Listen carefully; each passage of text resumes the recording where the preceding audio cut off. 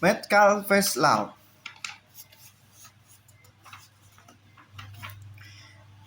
Metcalfe's Law atau Law of Global Information Networks, Bob Metcalfe, bukan Bob Marley, ialah salah satu penemu Ethernet dan pendiri 3M yang mengemukakan bahwa the connection of network increase is proportion to the square of the number of nodes. Hal tersebut mendorong terus pertumbuhan jaringan komputer.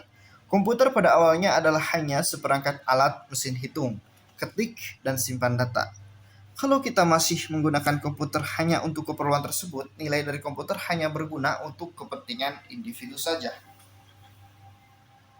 Perkembangan selanjutnya adalah teknologi jaringan komputer atau yang disebut dengan internet. Dua jaringan komputer komunikasi yang terjadi kemudian dimediasi oleh komputer atau lebih populer disebut dengan CMC, Computer Mediated Communication.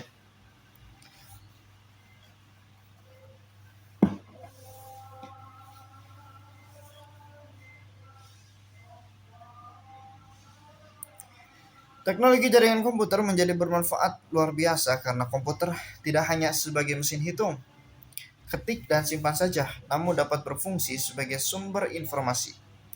Dengan jaringan komputer pada penggunaan komputer dan dapat bertukar informasi dan dapat berbagi informasi kepada pengguna komputer yang lain.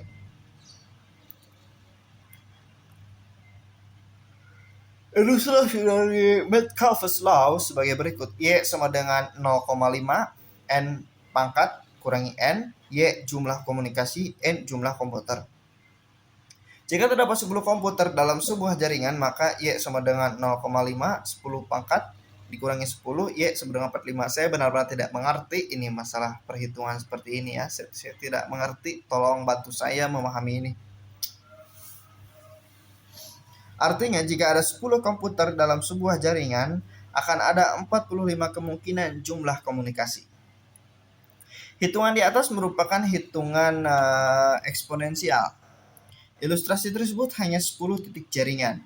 Jika kita berpikir secara global, berapa kemungkinan terjadinya proses komunikasi, ilustrasi lain tentunya akan menjadi bilangan yang besar.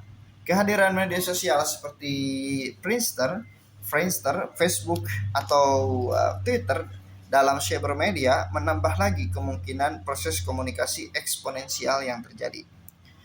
Karakteristik media sosial tersebut adalah apabila kita menjalin relasi dengan satu pengguna media tersebut, otomatis akan menjadi bagian dari jaringan dari relasi yang sudah terjadi sebelumnya. Kekuatan dari media sosial tersebut banyak dimanfaatkan untuk kepentingan publikasi.